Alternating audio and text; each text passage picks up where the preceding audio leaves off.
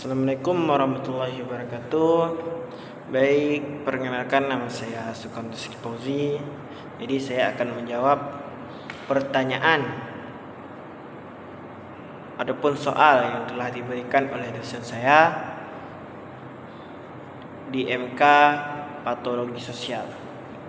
Jadi pertanyaan pertama ialah patologi sosial di era digital adapun hard space ataupun polarisasi di media sosial menjadi ruang baru bagi memproduksi patologi sosial seperti ujaran kebencian, hoaks, dan polarisasi identitas.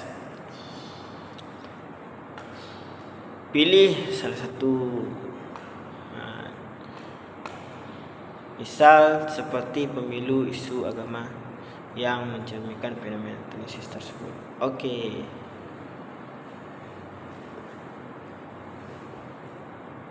Saya akan menjawabnya.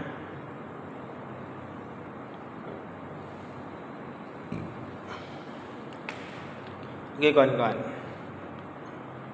Jadi faktor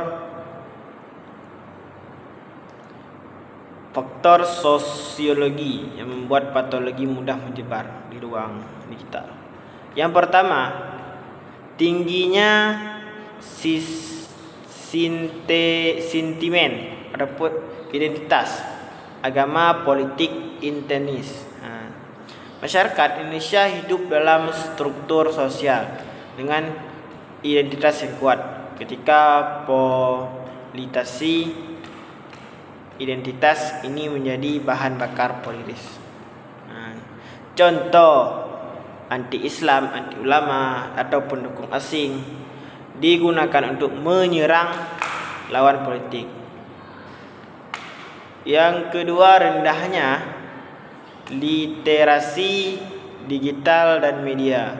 Banyak pengguna media sosial belum mampu membedakan fakta dan hoaks. Mereka lebih cepat bereaksi secara emosional daripada melakukan verifikasi. Akibatnya,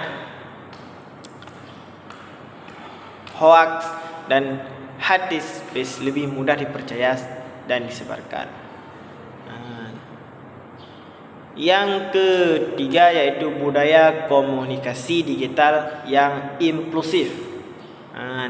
Media sosial bersifat cepat, spontan, dan emosional. Pengguna sering berkomentar tanpa berfikir panjang sehingga ujaran kebencian menyebar sangat cepat.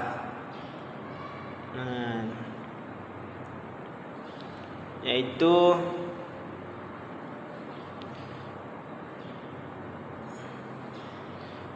kesimpulannya ialah yang paling mudah dipahami itu seperti hard space ataupun polarisasi di media sosial bukan muncul dari teknologi saja. Masalahnya sudah ada sejak lama dalam masyarakat.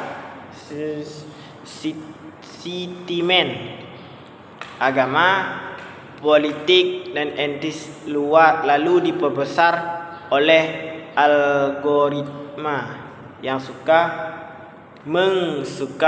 konten kontroversial. Akibatnya media sosial menjadi tempat yang subur bagi kebencian ataupun hoaks yang berkembang lebih cepat. Baik, saya akan menjawab pertanyaan yang nomor 2. Jadi jawabannya ialah, dan pertanyaannya, kekerasan sistemik sebagai patologi sosial terselubung. Kekerasan tidak hanya bersifat fisik dan langsung, tetapi juga bersifat sistematis dan simbolis. Jadi pertanyaannya, mengapa kekerasan ini bisa disebut sebagai patologi sosial?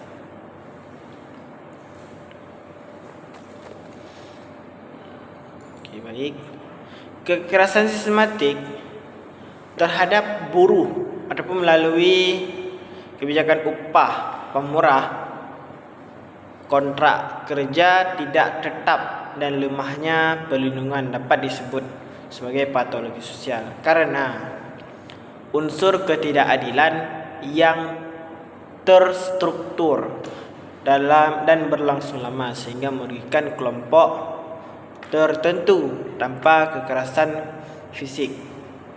Secara langsung, kekerasan ini menjadi normal karena dilegitimasi oleh regulasi kepentingan ekonomi serta anggapan budaya bahwa buruh adalah kelompok yang bisa digaji rendah demi pertumbuhan ekonomi dalam jangka panjang. Kekerasan sistematis semacam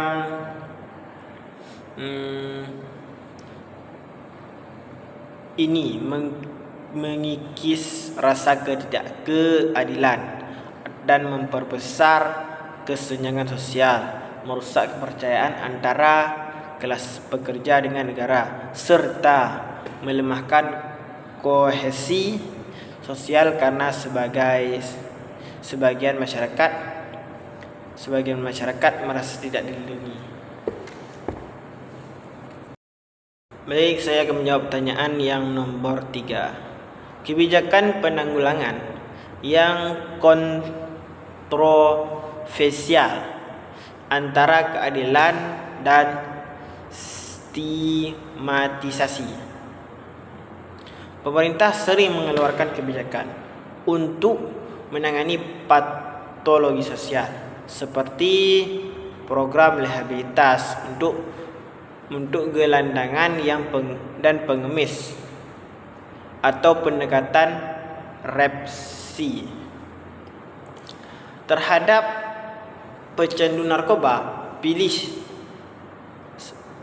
salah satu semacam itu yang pernah atau sedang diterapkan di Indonesia.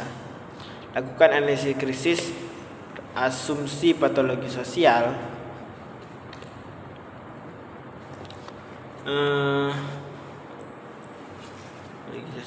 Apa yang mendasari kebijakan tersebut? Apakah melihatnya sebagai masalah individu ataupun moral ataupun struktural? Bagaimana kebijakan tersebut berpotensi menciptakan perkuat stigmatisasi terhadap kelompok sasaran?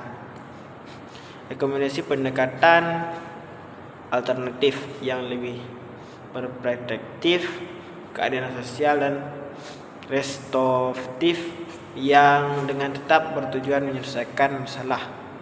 Oke, baik. Saya akan menjawab pertanyaan yang ketiga.